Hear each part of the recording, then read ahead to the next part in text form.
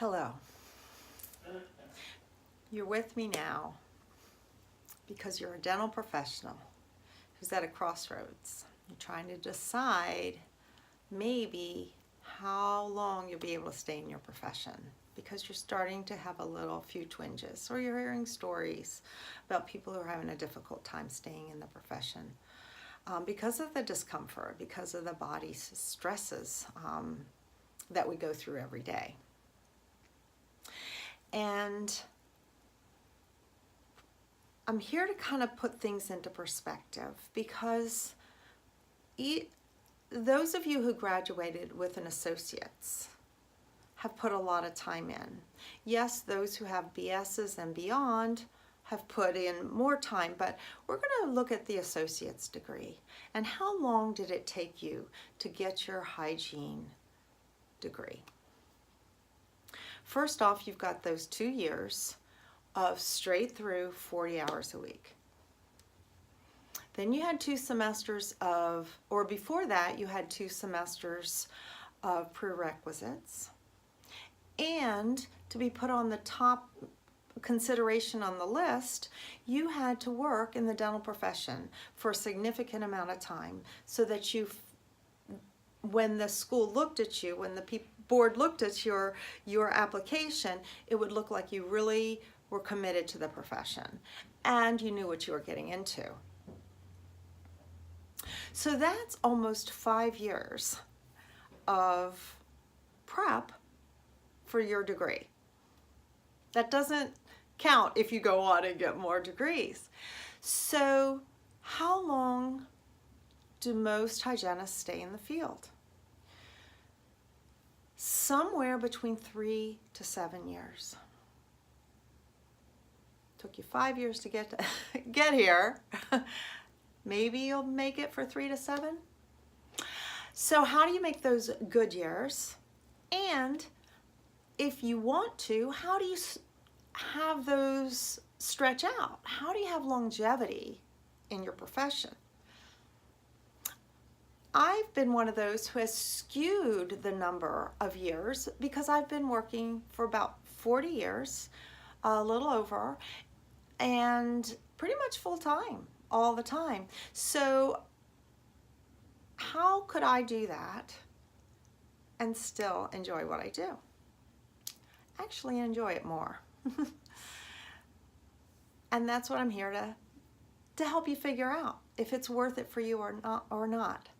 So let's look. There are actually 3 causes, 3 catalysts that can wreak havoc on our physical framework at our dental offices.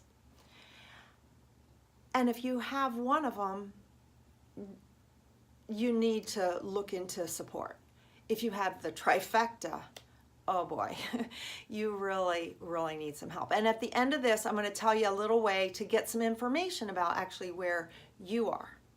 But today we're going to talk about the first issue that we have, and it's the one that most of us look at. It's the physical stress that we go through, the physical parameters of our job.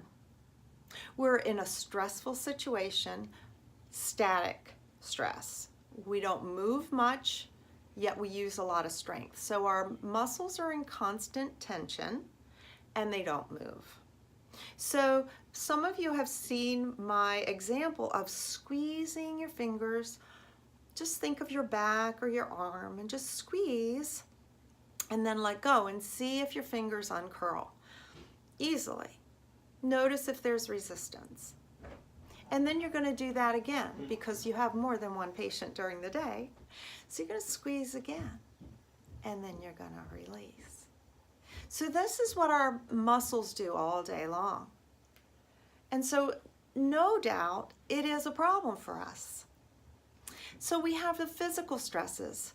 We have the inability to get to the proper position in our chairs, to get to 11 o'clock. I mean, how many of us have an operatory that we can be comfortable in? Our instruments sometimes are not up to what we would like. Maybe we haven't had time to sharpen them. Maybe we desperately need some new ones. Our Cavitron breaks. all sorts of things happen during the day that add stress onto our physical body. And how can that show up?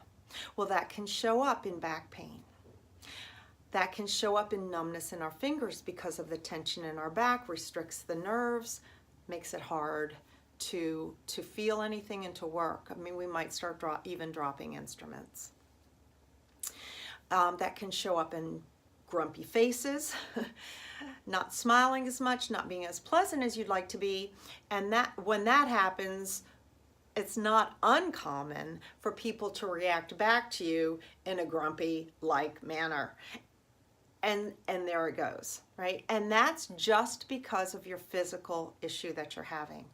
You may be worried about possibly how long can this go on before I have to take some time off so that I can feel better. And where am I?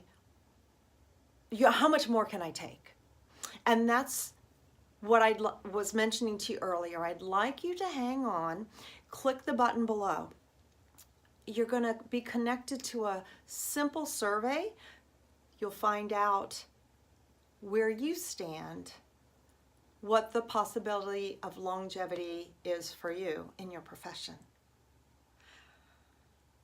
So I hope this has opened your eyes that there is help, there is hope for you right now. And if you're not having discomfort, kudos to you. Let's keep it that way. You too can take the survey and find out where you stand. So I'm Sally DeCesare. It's been a pleasure to chat with you today. And don't be a stranger. Bye for now.